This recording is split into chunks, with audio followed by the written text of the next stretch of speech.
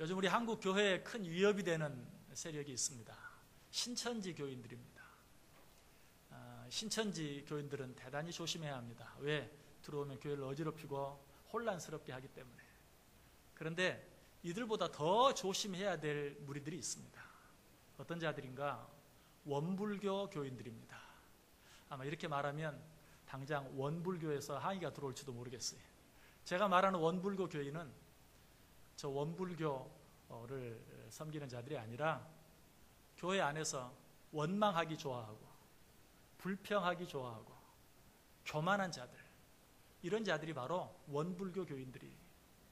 이런 자들이야말로 교회를 정말 얼마나 쉽게 어지럽게 하고 교회를 혼란스럽게 만드는지 몰라요. 그러므로 우리가 신천지 교인들을 조심해야 하듯이 이런 원불교 교인들도 조심할 수 있어야 돼요. 그런데 왜 원망과 불평이 같이 나오는 것은 이해가 되는데 왜 거기에 교만이 함께 따라가느냐?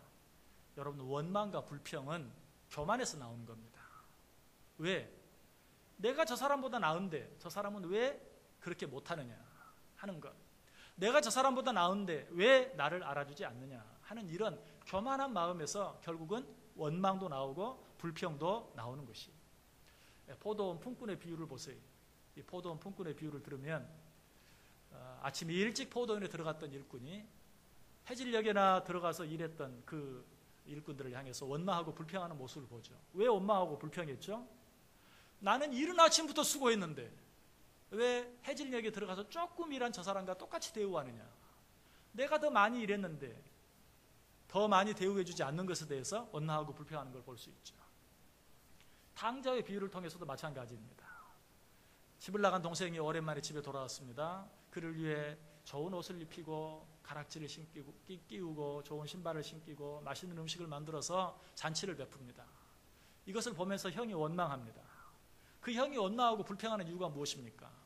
나는 지금까지 한 번도 아버지를 서운하게 한 적이 없고 아버지 곁을 떠난 적이 없이 애를 쓰고 수고했는데 왜 나에게는 그렇게 하지 아니하고 저 동생에게만 그렇게 합니까? 내가 저 동생보다 못한 게 뭐 있습니까?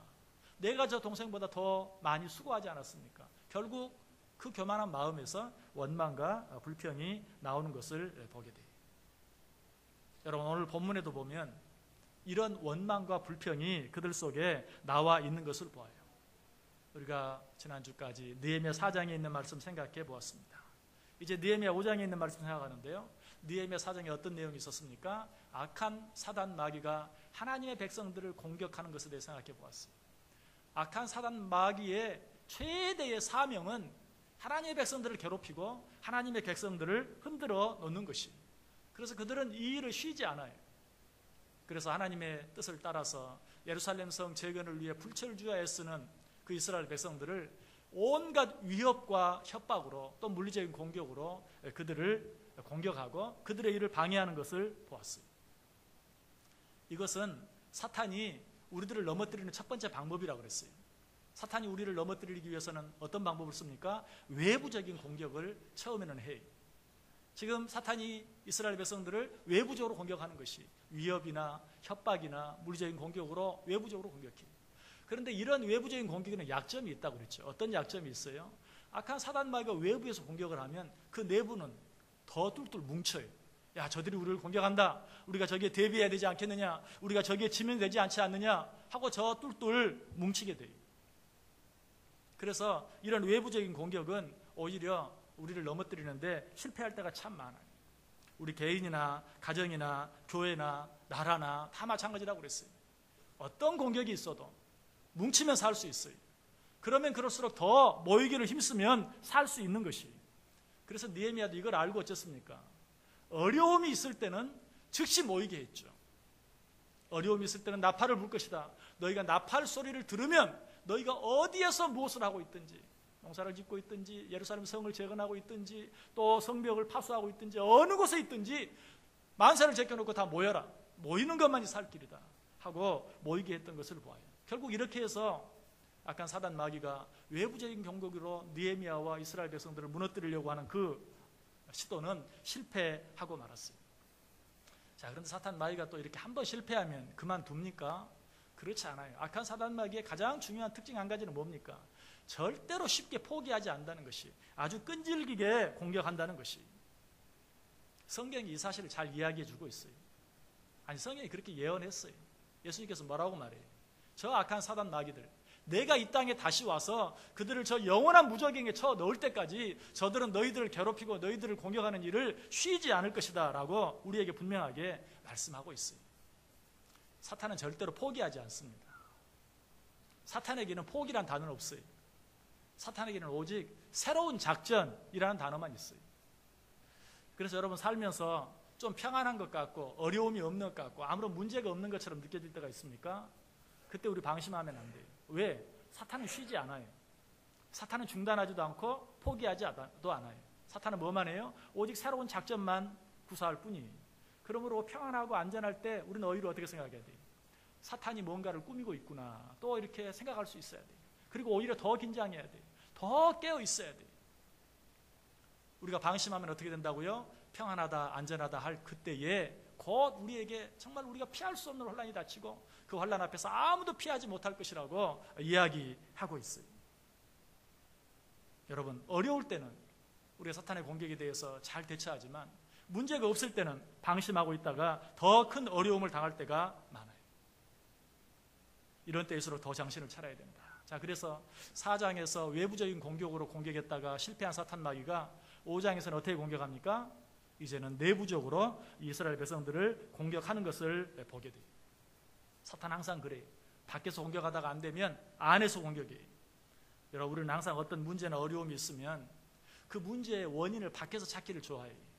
누가 우리를 공격하는가? 누가 우리를 괴롭게 하는가? 누가 나를 힘들게 하는가? 외적인 데서만 그 원인을 찾을 때가 참 많아요. 그러나 우리에게 일어나는 모든 문제들을 보면 그런 외적인 어떤 환경이나 여건 속에서 일어나기보다는 나 자신 안에서 일어나는 일들이 훨씬 더 많은 것을 보아요. 여러분, 그러므로 그런 일이 있을 때 제일 먼저 우리는 나 자신을 살펴야 돼요. 여러분, 혹시 오늘 설교를 시작하면서 원불교 교인, 원망하기를 좋아하고 불평하기를 좋아하고 교만한 교인들라고 말하니까 혹시 제일 먼저 생각나는 어떤 사람들이 있었습니까? 그 사람이 여러분이었습니까? 다른 사람이었습니까? 여러분이었으면 참 다행입니다.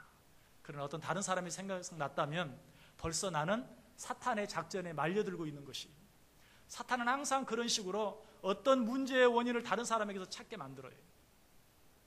그래서 서로 모이게 하지 못하게 흩어놓게 만드는 것이, 여러분, 이런 일들 앞에서 우리가 흩어지면 우리는 지는 것이, 그럴 때일수록 우리는 나 자신을 바라보면서 나 자신을 먼저 든든하게 해야 돼요. 흔히 그리스도인들을 가리켜서 바다에 떠있는 부표와 같다라고 말해요. 이 부표가 뭡니까? 여러분, 바다에 그 배를 타고 가다 보면 바다 위에 빨간 공이 떠있는 것을 많이 보게 되죠. 그런 걸 부표라 그래요. 이 부표는 배가 가는 길을 표시하기도 하고, 또 해수욕장에 가면은 사람들이 안전하게 수영할 수 있는 그 영역, 이 부표 밖으로 나가면 안 됩니다 하는 그런 안전지역을 표시하기도 해요. 그런데 이 부표는 특징이 있죠. 잠깐 파도가 치면 파도에 따라서 흔들려요. 또 물이 빠지면 이 부표가 옆으로 기우뚱하기도 해요. 그러나 밀물이 다시 들어오면 또 꼿꼿이 서기도 해요. 왜 그렇죠? 우리 눈에 보기에는 그냥 물 위에 그냥 떠 있는 것 같지만 이 부표 밑에는 줄이 달려 있고, 그 줄은 바다 밑바닥 땅에 혹은 돌에 혹은 큰 콘크리트 덩어리에 묶여져 있어요. 그래서 파도가 치면 흔들리기도 하고 물이 빠지면 좀 눕기도 하고 하지만 다시 어때요? 다시 꼿꼿이 서고 흔들렸다가도 또 다시 또 멈추고, 이것이 바로 부표예요. 여러분, 예수 믿는 자들은 그래요. 우리 안에 누가 계십니까? 성령님이 계세요. 우리 안에 성령님이 계시기 때문에 우리가 이 성령님과 함께 있기만 하면 어떤 어려움, 시련, 환란이 외부적으로 닥친다 할지라도 잠깐 흔들릴 수는 있어요. 잠깐 기우뚱할 수는 있어요. 그러나 다시 성령 충만해지기만 하면 다시 밀물대에 부표가 꼿꼿이 서는 것처럼 다시 한번 우리가 일어날 수 있고 다시 한번 시작할 수 있는 것이. 그런데 가장 큰 문제는 뭐예요? 이 부표에는 뭐 파도가 치는 것도 문제가 되지 않고 밀물이 되고 썰물이 되는 것도 문제가 되지 않고, 뭐가 문제가 돼요? 이 부표에 펑크가 나면, 그래서 그 안에 있는 공기가 빠져나가버리면 이건 아무 쓸모 없어요. 뭐 파도가 치지 않아도 저절로 가라앉고 말아요. 여러분, 우리 그리스도인들은 부표와 같은 존재인 것을 환경이 아무리 힘들고 어려워도 내 안에, 부표 안에 공기가 빠지지 아니하기만 하면 이 부표는 아무런 문제가 없는 것처럼 내 안에 성령님 계시는 것 확신하고 두려워하지 아니하고 담대하게 오히려 하나님 바라보고 십자가 바라보면서 우리가 굳건히 믿음 생활을 해나가기만 하면 어떤 외부적인 환경, 어떤 외부적인 공격도 문제가 되지 않는다는 것입니다. 그러나 펑크가 나버리면, 공기가 빠져나가버리면, 내가 성령을 근심하게 하고 성령을 소멸하게 하는 죄 가운데 거하게 되면 그것으로 끝이, 사탄이 공격할 필요조차 없어요. 사탄은 이 사실을 알았어요. 그래서 첫 번째 외부적으로 공격했지만 끄떡하지 않는 느헤미야와 이스라엘 백성들을 보고 이제는 어떻게 합니까? 내부적으로 공격해요. 그 내부적인 첫 번째 공격 무기가 무엇이었어요? 서로 원망하게 만드는 것이었어요. 원망하고 불평하기 시작하면 그 인생은 끝나는 거예요. 이스라엘 백성들의 광야 생활을 보면 잘 알 수 있어요. 그들이 왜 약속의 땅을 눈앞에 두고도 그 땅에 들어가지 못하고 광야에서 엎드려지고 말았습니까? 물론 광야 생활은 너무나 힘들고 어려웠어요. 정말 포기할 만하기도 하고 실족할 만하기도 한 여러 가지 많은 어려운 일이 있었어요. 그러나 하나님께서는 시시때때로 그들에게 필요한, 만나가 필요할 때는 만나로, 메추라기가 필요할 때는 메추라기로, 또 반석에서 생수가 필요할 때는 생수로 그들에게 먹이시고 입히시고 마시게 했어요. 그런데 그들은 그 조그마한 어려운 일이 있을 때마다 늘 도우시는 그 하나님의 은혜를 잊어버리고 원망하고 불평하다가 결국은 너무나 많은 자들이 약속의 땅을 눈앞에 두고 그 광야 앞에서 엎드러지고 말았다는 사실입니다. 원망과 불평은 이토록 무서운 것이, 여러분, 이런 원망과 불평 앞에서 우리는 어떻게 해야 돼요? 오늘 이스라엘 백성들 악한 사단 마귀가 그들로 하여금 원망하게 했을 때 그들은 그것이 악한 사단 마귀의 공격인 줄 알지 못하고 방심하고 아무 생각 없이 눈에 보이는 대로, 느껴지는 대로 서로가 서로를 향해 원망하는 모습을 보게 돼요. 1절 보세요. 그때의 백성들이 그들의 아내와 함께 크게 부르짖어 그들의 형제인 유다 사람들을 원망하는데, 이것이 악한 사단 마귀의 괴계인 줄 모르고 지금 어려운 형편만 바라보고 서로가 서로를 원망하는 거예요. 여러분, 이 말씀 속에서 형제인 유다 사람들을 원망하는데, 이 말을 통해서 먼저 우리가 가장 먼저 받아야 될 교훈이 있어요. 원망과 불평 자체가 위험한 것이, 원망과 불평 자체가 무서운 것이, 그런데 그 원망과 불평 중에도 특별히 무서운 원망이 있고 불평이 있어요. 성도 간에 서로 원망하고 불평하는 것이, 한 교회 안에서 서로 원망하고 불평하는 것이, 이것보다 무서운 것이 없어요. 여러분, 이것은 악한 사단 마귀가 우리 자신을 넘어뜨리고 우리 가정을 무너뜨리고 교회를 무너뜨리기 위한 최고의 방법이에요. 이런 일들이 있을 때마다 이것이 얼마나 무서운 것인가 알고 우리 나의 원망과 불평이 내 입에서 나가지 않도록 늘 나 자신을 단속할 수 있어야 돼요. 특별히 정말 함께 예배드리는 성도들을 향한 피차간의 원망, 이런 원망들이 우리 속에 없도록 늘 보아야 돼요. 이런 말씀을 들으면서 이런 생각을 하는 분도 있을 거예요. 원망할 만해서 하는 겁니다. 원망할 만한 이유가 있습니다. 불평할 만한 이유가 있습니다. 어떻게 이런 일들 속에서 원망하지 않고 불평하지 않을 수가 있습니까? 당연하죠. 원망할 이유가 있겠죠. 불평할 이유가 있겠죠. 인간 사는 세상 속에 원망과 불평할 일이 전혀 없는 곳이 어디 있습니까? 어디나 원망거리가 있고 어디나 불평거리가 있어요. 특별히 사탄 마귀는 그냥 무조건 서로 원망하고 불평하게 만들지 않아요. 원망할 수밖에 없는 타당한 이유를 주고 원망하게 만들어요. 사탄이 얼마나 지혜로운 존재입니까? 사탄이 우리 간에 싸움을 붙이는데 그냥 싸움 붙이겠어요? 싸울 만한 이유를 던져주고 싸우게 하는 거예요. 누가 생각해도 원망할 수밖에 없는 타당한 이유를 만들어주고 원망하게 만들어요. 여러분, 그러므로 우리는 이런 일들 속에서 원망과 불평을 할 때 그럴 만한 이유가 있는가 없는가 하는 것을 생각할 것이 아니라 원망과 불평 자체가 악한 것인 것을 먼저 생각할 수 있어야 돼요. 자, 여러분의 가정을 생각해 보세요. 남편과 아내 사이에 원망하고 불평할 일이 전혀 없는 가정이 있나요? 부모와 자녀 사이에 원망하고 불평할 일이 전혀 없는 부모와 자녀가 있습니까? 그런데 원망할 만하다고 해서 남편과 아내가 서로 원망하고 불평하고 부모와 자녀가 서로 원망하고 불평한다면 일상에 온전히 서 있을 수 있는, 온전하게 남아 있을 수 있는 가정이 얼마나 되겠습니까? 원망할 거리가 있어서 원망하는 것은 잘못된 것이 아니다, 이렇게 생각하면 안 돼요. 원망할 만한 이유가 있든 없든 원망하고 불평하는 것 자체가 잘못이라는 사실입니다. 이스라엘 백성들은 그렇게 생각했어요. 지금 이런 상황 가운데서 누가 원망하지 않을 수 있겠느냐? 우리가 사흘 길을 물을 찾아 헤맸는데 물이 없지 않느냐. 우리를 죽이려고 우리를 애굽에서 끌어냈느냐. 원망할 만했어요. 불평할 만했어요. 그러나 그 원망이 그들에게 얼마나 큰 해가 되었는가 하는 것을 우리는 다시 한번 생각해 볼 수 있어야 돼요. 자, 오늘 이스라엘 백성들이 서로 원망합니다. 그들이 왜 원망했습니까? 원망할 만한 그들의 이유가 있었어요. 오늘 본문에 보면 그 이유들이 잘 나타나 있어요. 첫 번째 이유는 무엇이었습니까? 지금 그들은 뭐 하는 중입니까? 예루살렘 성을 재건하는 중이에요. 예루살렘 성 재건하는 일만 해도 손이 모자라요. 그런데 먹고 살아야 되잖아요. 먹고 살기 위해서 농사를 지어야 돼요. 그런데 예루살렘 성 재건하는 일 때문에 농사를 지을 수가 없는 거예요. 그래서 먹을 것이 없어졌어요. 먹고 살기가 힘들어졌어요. 2절 보세요. 어떤 사람이 말하기를 우리와 우리 자녀가 많으니 양식을 얻어먹고 살아야 하겠다. 우리 식구들은 많은데 먹을 양식이 없고 이제는 빌어먹는 것 밖에는 방법이 없다 라고 원망하고 불평하고 있어요. 그것뿐이었습니까? 거기에 흉년까지 들었어요. 3절 보세요. 어떤 사람은 말하기를 우리가 밭과 포도원과 집이라도 저당 잡히고 이 흉년에 곡식을 얻자. 흉년이 아니더라도 일할 사람이 없고 일할 시간이 없어서 풍성한 소출을 얻을 수가 없는데 거기다 어때요? 흉년까지 들은 것을 보게 돼요. 얼마나 어려웠겠어요.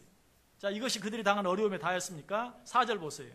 어떤 사람은 말하기를 우리는 밭과 포도원으로 돈을 빚내서 왕에게 세금을 바쳤도다. 자, 먹고 살 것도 없는데 뭐까지? 세금까지. 그것도 지금 한 나라의 백성이 자기 나라에 바치는 세금입니까? 아니, 지금 이스라엘은 메대와 파사의 식민지, 종이 되어 있어요. 그래서 다른 나라에 조공을 바치는 거예요. 여러분, 이 일이 얼마나 힘든 일인가 우리는 역사를 통해서 너무 잘 알아요. 우리가 이런 일을 당해보았잖아요. 일제시대에 얼마나 수탈을 심하게 당했습니까? 지금 이스라엘 백성들이 그런 가운데 있는 것이 여러분 원망할 만해요? 원망하지 않을 수 있어요. 원망하지 않을 수가 없어요. 지금 누구라도 원망을 할 수밖에 없는 그런 상황 가운데 있는 것이 한 가지 일도 아니고 엎친 데 덮친 데 설상가상으로 점점 더 힘들고 어려운 점점 더 큰 일들이 그들 가운데 겹쳐요. 여러분, 근데 항상 가만히 보면 어려운 일이 생기면 어때요? 꼭 한 번으로 끝나지 않고 그 어려운 일이 계속 반복되고 그 반복되는 일을 가만히 보면 더 큰 일들이 자꾸 생긴 것을 자꾸 보게 돼요. 여러분, 그것이 우연일까요? 여러분, 절대 우연이 아닙니다. 그 일들 속에는 우리를 넘어뜨리려고 하는 악한 사단 마귀의 괴계가 있어요. 우리가 그 악한 사단 마귀의 괴계를 넘어가지 못하고 이기지 못하고 그때마다 원망하고 불평하기 때문에 그 원망과 불평을 통해서 더 큰 어려움과 문제들이 우리 가운데 찾아오게 되는 것이에요. 그러므로 우리가 이런 일들을 이기기 위해서는 어떻게 해야 합니까? 이런 일들이 있을 때 이럴 때 원망 안 하면 언제 원망하겠냐 이런 마음이 아니라 아무리 원망할 이유가 많다 할지라도 원망은 더 큰 문제를 불러온다는 사실을 생각하면서 내 입에서 원망하는 마음, 불평하는 마음을 다스릴 수 있어야 돼요. 지금 이스라엘 백성들이 당하고 있는 어려움을 5절 말씀이 종합적으로 잘 이야기해 주고 있어요. 우리 육체도 우리 형제의 육체와 같고 우리 자녀도 그들의 자녀와 같거늘 이제 우리 자녀를 종으로 파는도다. 우리 딸 중에 벌써 종된 자가 있고 우리의 밭과 포도원이 이미 남의 것이 되었으나 우리에게는 아무런 힘이 없도다 하더라. 지금 이스라엘 백성들이 어떤 지경까지 됐어요? 먹을 것이 없어서 한 그릇 밥을 위하여 아들과 딸을 종으로 내다 팔아야 되는 지경까지 가게 되었다는 것입니다. 인간이 당할 수 있는 어려움 가운데 이보다 더 큰 어려움이 있을까요? 여러분, 많은 일들로 인하여 고통을 당하지만 우리들이 당할 수 있는 고통 가운데 최고의 고통은 뭐예요? 자녀들 때문에 당하는 고통, 자녀들이 고통당하는 모습을 볼 때 느끼는 고통, 이 고통보다 더 큰 고통은 없어요. 지금 모든 일을 다 참고 견딘다 할지라도 내 배가 고파서 먹지 못하는 것은 내가 참고 견딘다 할지라도 자녀들이 먹지 못할 뿐만 아니라 자녀들이 먹지 못하는 걸 지나서 한 그릇 밥을 위해 그들을 종으로 팔아 넘겨야 되는 그런 상황 가운데 처하는 이런 이스라엘 백성들의 모습을 보면서 정말 그들이 원망하는 것이 어쩌면 너무나도 타당하게 보일 수도 있어요. 이 사실은 2절에서도 이야기했죠. 어떤 사람은 말하기를 우리와 우리 자녀가 많으니 양식을 얻어먹고 살아야 하겠다. 사람의 귀에 들리는 소리 가운데 가장 듣기 좋은 소리는 농사하는 농부가 논에 물 들어가는 소리를 들으면 그렇게 좋고 자식을 키우는 부모가 자식 목구멍으로 맛있는 음식 넘어가는 소리를 들으면 가장 행복하다. 그런 말 자주 들으셨죠. 그렇다면 어때요? 우리 인간에게 가장 아픔이 되고 고통이 되는 것은 정말 자식들이 배가 고파서 먹을 것이 없는데 먹지는 못하고 침만 꼴깍꼴깍 삼키는 그런 모습을 본다면 아마 가장 비참하고 힘들 거예요. 지금 이스라엘 백성들이 그런 가운데 처해 있다. 이런 가운데서 원망하지 않을 사람들이 아무도 없다. 자, 그러나 이때 우리가 기억해야 될 것은 무엇이라고요?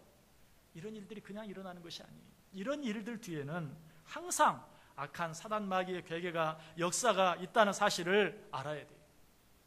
여러분, 이 세상에 우연은 없어요.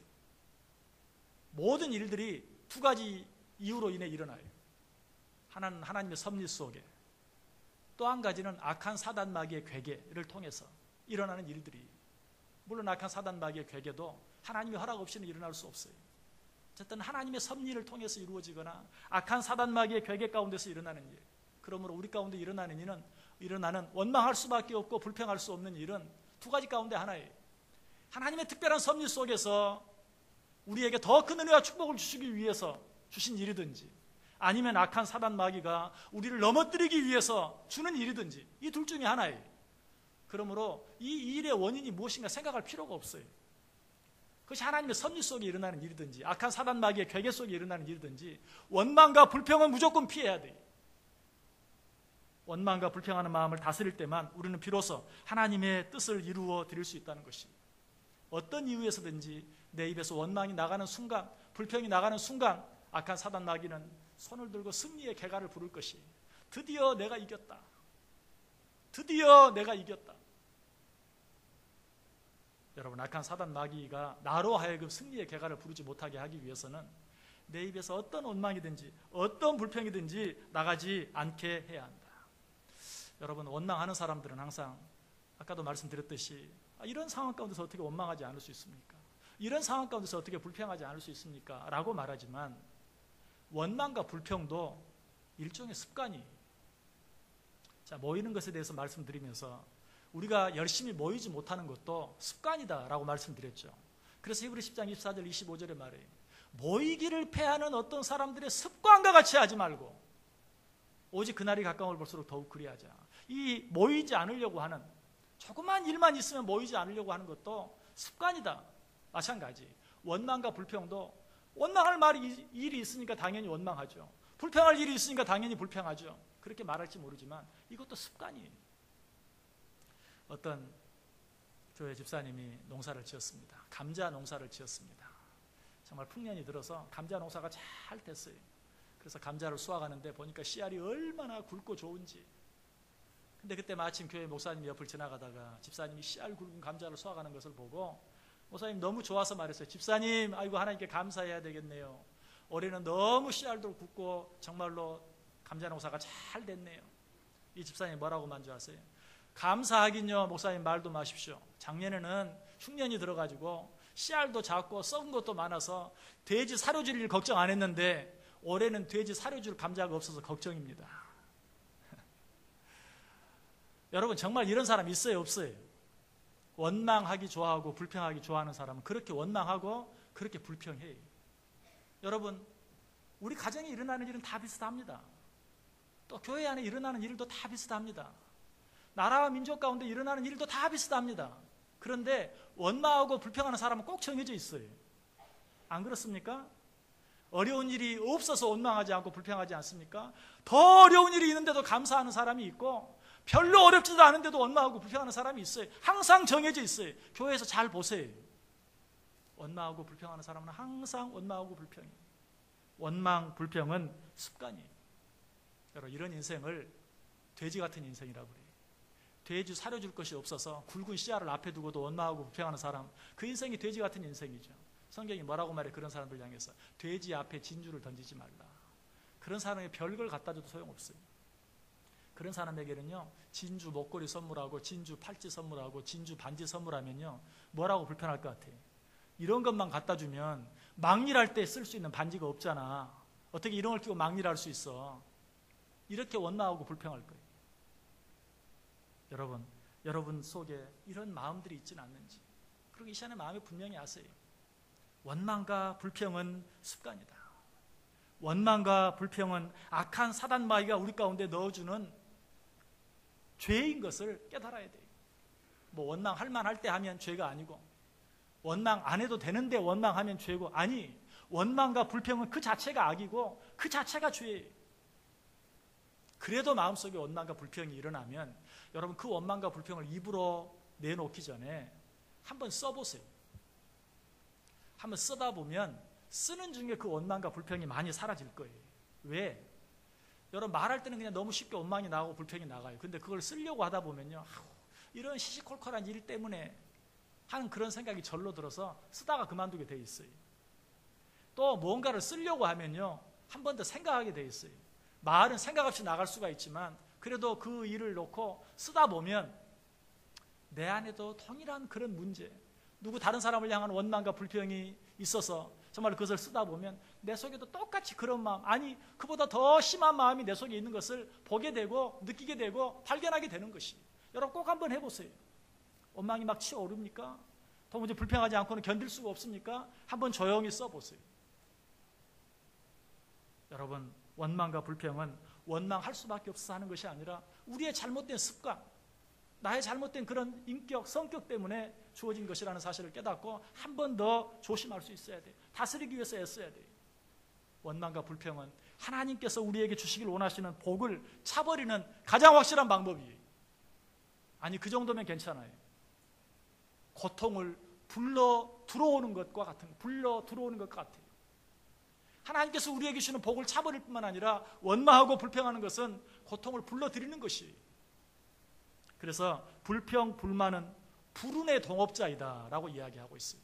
불평하고 불만하는 자, 원망하는 자는 틀림없이 불운과 늘 함께 생활할 수밖에 없어요. 왜? 사탄이 그렇게 만들어 놓았어요. 스펄전 목사님이 그렇게 말해요. 고통은 초청장 없이도 찾아오는 방문객이다. 그런데 불평하는 사람은 그 고통을 불러들이기 위하여 집마차를 보내는 사람과 같다. 고통은 가만히 있어도 우리가 육신을 가지고 세상을 살아가는 동안 피할 수 없는 것이, 그런데 원망하고 불평하는 사람은 그 고통을 모셔오기 위해서 집마차를 보내는 사람과 같다. 얼마나 맞는 말인지 몰라요. 어떤 사람은 우리 인생은 괄호 안의 숫자와 같다라고 말해요. 어떤 사람은 열심히 지혜롭게 잘 살아서 100이라는 인생을 이룰 수도 있어요. 어떤 사람은 그보다는 좀 못하다 할지라도 나름대로 수고하고 애써서 50을 이룬 사람도 있어요. 어떤 사람은 그보다 더 못해서 10밖에 이루지 못한 사람이 있을 수 있어요. 그러나 내가 10을 이루었느냐, 50을 이루었느냐, 100을 이루었느냐, 그거 중요한 거 아니에요. 왜? 우리 인생은 괄호 안에 있는 숫자와 같아서 그 앞에 마이너스 하나만 갖다 끄어버리면 그 인생 전체는 마이너스 인생이 되고 말아요. 100을 이루었던, 50을 이루었던, 10을 이루었던 그 앞에 마이너스 하나만 들어가면 그 인생은 실패한 인생, 마이너스 인생이 되고 말아요. 그런데 그 마이너스가 무엇인가? 여러 가지 많은 것들이 있지만 시기도 있고 미움도 있고 다툼도 있고 많이 있지만 그 가운데 가장 대표적인 것이 원망, 불평이에요. 우리의 인생에 원망, 불평을 더하기만 하면 우리 인생은 그 순간에 마이너스가 돼버리는 거 많은 거예요. 여러분 무엇을 선택하시길 원하십니까? 어떤 가운데서도 원망하거나 불평하지 않기로 마음에 다짐해 보세요. 시편 37편 7절과 8절에 말해요. 자기 길이 형통하며 악한 꾀를 이루는 자 때문에 불평하지 말지어다. 분을 그치고 노를 버리며 불평하지 말라. 오히려 악을 만들 뿐이라. 어떤 원망할 수밖에 없는, 불평할 수밖에 없는 그런 일들을 만나더라도 원망하지 말고 불평하지 말라. 왜? 원망과 불평은 또 다른 악을 만들 뿐이기 때문에.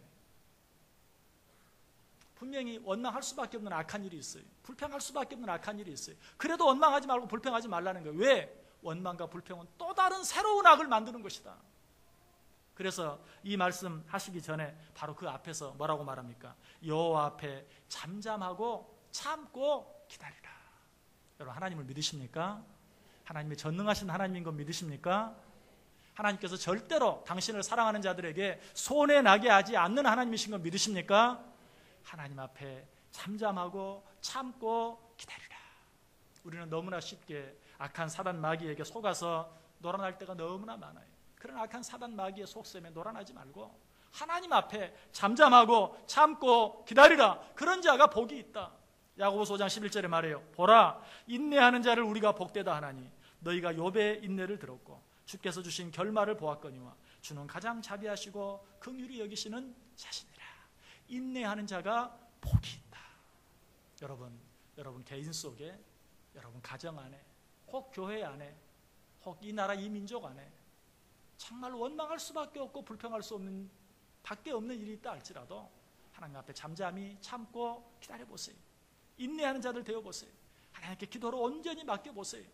그렇게 하나님께서 우리에게 인내하는 자들에게 약속하신 그 놀라운 은혜와 축복을 여러분 자신에게, 여러분 가정에, 우리 교회에, 이 나라 이 민족에게 충만하게 넘치도록 허락해 주실 줄 믿습니다. 기도하겠습니다. 사랑과 은혜가 충만하신 하나님, 이 세상은 참으로 불공평하고 불의한 일들이 많이 있습니다. 그러나 이런 일들 앞에서 하나님 앞에 잠잠히 기도하며 참고 기다리게 해 주시옵소서. 원망하거나 불평하지 않게 하여 주옵소서. 그리하여 오직 이루어지는 것은 하나님의 뜻만 되게 하시고 인내하는 자들에게 약속하신 그 놀라운 은혜와 축복을 받아 누리기에 부족함이 없는 우리 모두 되게 해 주옵소서. 예수님의 이름으로 기도드리옵나이다. 아멘. 우리 다 자리에